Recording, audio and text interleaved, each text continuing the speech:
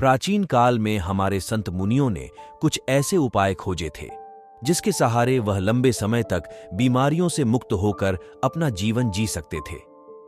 आज के वीडियो में हम उनमें से सबसे महत्वपूर्ण नियमों का जिक्र करेंगे जो बहुत आसान है और जिसे अपनाकर कोई भी व्यक्ति, पुरुष या महिला, बूढ़ा या बच्चा अपना सकता है और बीमारियों से मुक्त स्वस्थ जीवन जी सकता है। इस नियम को समझने के लिए सबसे पहले यह समझें कि प्राचीन काल में हमारे संत मुनि कभी भी सूर्यास्त के बाद भोजन नहीं करते थे। चरक संहिता में इसका कारण बताते हुए कहा गया है कि मानव शरीर में जठराग्नि होती है जो पाचन क्रिया को नियंत्रित करती है, जिसे कुछ लोग पाचक अग्नि के नाम से भी जानते हैं। और यह जठराग्नि यानी पाचक अग्नि सूर्य के संपर्क में आने पर अच्छे से काम कर सकती है। और जब कोई व्यक्ति सूर्य डूबने के बाद भोजन करता है तो रात के समय उसकी पाचक अग्नि सक्रिय नहीं होती है, जिसके कारण धीरे धीरे पाचन क्रिया में बाधा उत्पन्न होने लगती है और इसके कारण समय के साथ शरीर में बीमारियां उत्पन्न होने लगती हैं। यहीं से सभी रोगों की जड़ का जन्म होता है। अगर इस जड़ को यहीं खत्म कर दिया जाए, मिटा दिया जाए, तो शरीर जीवन भर रोगों से मुक्त रह सकता है। अब समझने वाली बात यह है कि जब हमारी जठराग्नि यानी पाचन अग्नि ठीक से काम नहीं करती है तो हमारी प्राण शक्ति को काम करना पड़ता है और हमारी प्राण शक्ति एक समय में एक ही काम अच्छे तरीके से कर पाती है। जब हमारी महत्वपूर्ण ऊर्जा पाचन में शामिल होती है तो हम गहरी नींद नहीं ले पाते हैं और इसी कारण से कुछ लोग 8-8, 10-10 घंटे की नींद लेने के बाद भी सुबह थका हुआ महसूस करते हैं। इसका कारण यही है प्राण शक्ति की ऊर्जा जो रात के समय हमारे शरीर को अंदर से ठीक करती है, उसकी मरम्मत करती है।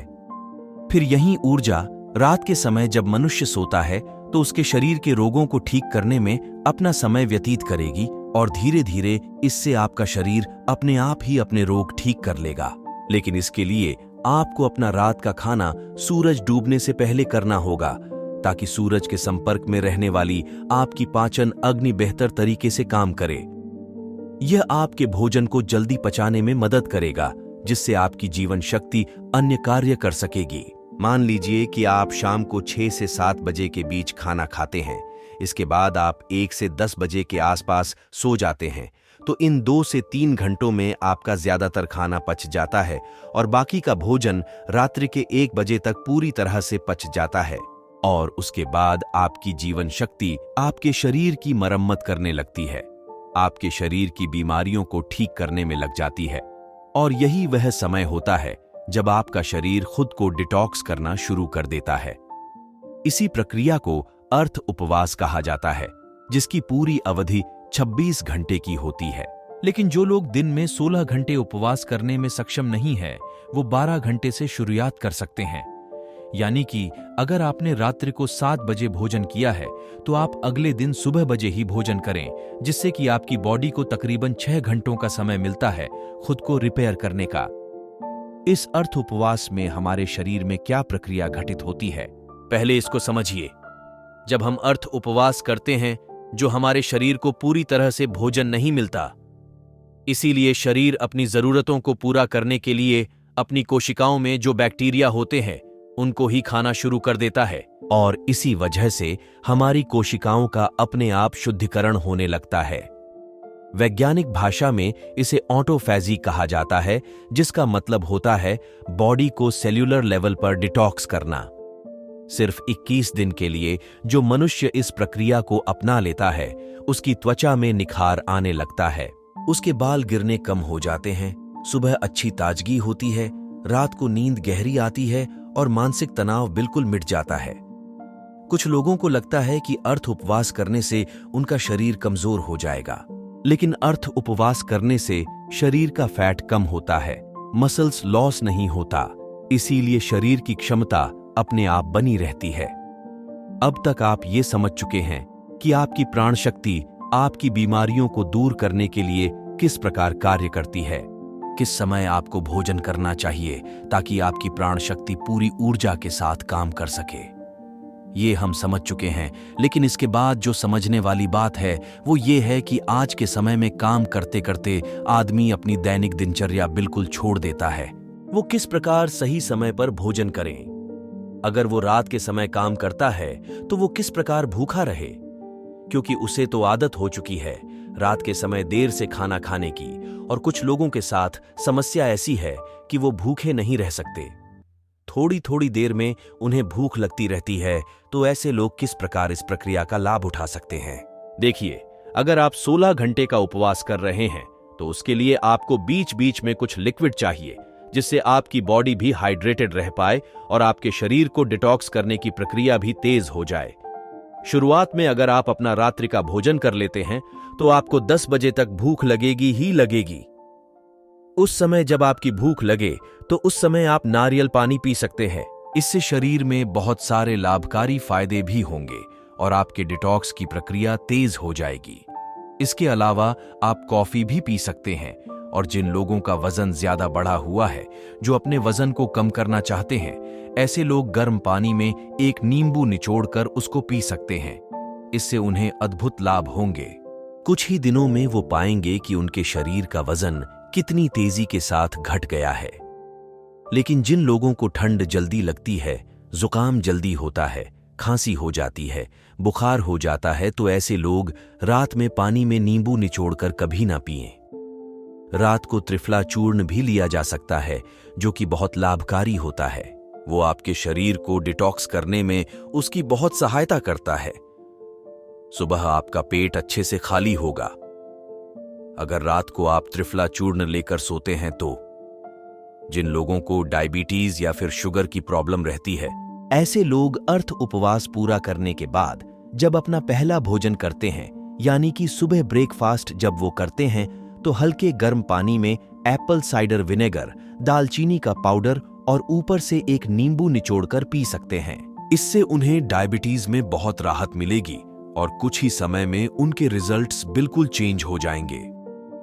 उनका शुगर लेवल डायबिटीज बिल्कुल मेंटेन होने लगेगा।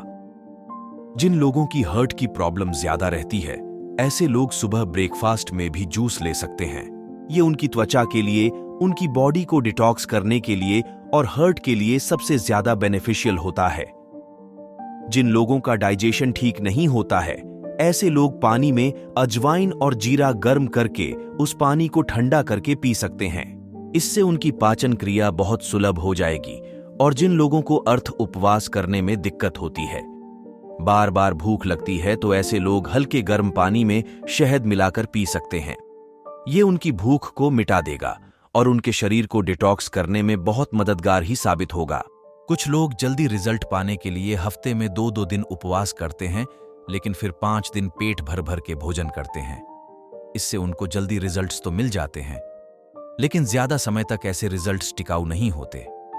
अर्थ उपवास पानी की इंटरमिटेंट फास्टिंग धीरे धीरे रिजल्ट दिखाती है, लेकिन इसके जो रिजल्ट होते हैं वो परमानेंट होते हैं। इसमें ऐसा नहीं होता है कि जैसे ही आपने फास्टिंग करनी छोड़ी वैसे ही आपका फिर से वही हाल होगा। इसमें एक बार आपके शरीर को जो फायदे हो गए वो बहुत समय तक मिटते नहीं है। देखिए, हर कोई अर्थ उपवास कर भी नहीं सकता है, क्योंकि जो स्पोर्ट्समैन होता है, जो खेलकूद में होते हैं, उनके शरीर को रेगुलर डाइट चाहिए होती है, क्योंकि उनके लिए हेल्थ से ज्यादा परफॉर्मेंस जरूरी होती है। इसी तरह बच्चों को भी अर्थ उपवास नहीं करना चाहिए। और जो लोग मधुमेह के पेशेंट हैं, जिनका शुगर लेवल गड़बड़ रहता है, ऐसे लोगों को अगर अर्थ उपवास करना है तो समय समय पर अपना sugar level, blood sugar level check करवाते रहिए। जो लोग अर्थ उपवास का सही तरीके से पालन करते हैं, उनके शरीर की 80% बीमारियां खुद ही ठीक हो जाती हैं। और जिन लोगों को कोई बीमारी नहीं होती, ऐसे लोग अर्थ उपवास करके अपनी बॉडी को डिटॉक्स कर सकते हैं, जिससे कि भविष्य में उनको कोई बीमारी नहीं होगी। यही हमारे संत मुनियों का जीवन भर स्वस्थ रहने के लिए अचूक मंत्र था, जिसका आयुर्वेद चरक संहिता हर जगह उल्लेख मिलता है। चरक संहिता में अर्थ उपवास के साथ एक और नियम जोड़ा गया था, लेकिन वो आज के समय में संभव नहीं है।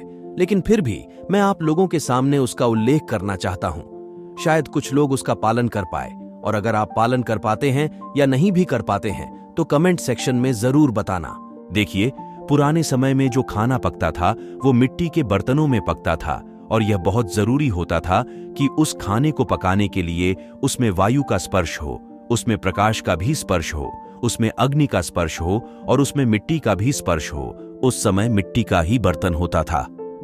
अग्नि का स्पर्श खाने को पकाने के लिए दिया जाता था और सूर्यास्त से अगर पहले खाना पकेगा तो उसमें प्रकाश का भी स्पर्श आ जाएगा और वायु का भी स्पर्श आ जाएगा। क्योंकि खाना प्रेशर कुकर में नहीं रख सकता था, खुले बर्तन में पकता था जिससे वायु उसको स्पर्श कर सके। लेकिन आजकल की जीवन शैली में यह संभव नहीं है, इसीलिए कम से कम हम अर्ध उपवास करना तो सीखें। चाहे हम उस तरह का भोजन तैयार नहीं कर पा रहे, लेकिन अर्ध उपवास करके अपने शरीर को फायदा तो पहुंचा सकते हैं। तो दोस्तों, उम्मीद करता हूं आपको इस कहानी से एक अच्छी सीख मिली होगी। ये कहानी आपको कैसी लगी हमें कमेंट बॉक्स में कमेंट करके जरूर बताएं और साथ ही इस कहानी को अपने दोस्तों के साथ जरूर शेयर करें ताकि उन्हें भी इस कहानी से कुछ सीखने को मिल सके। धन्यवाद।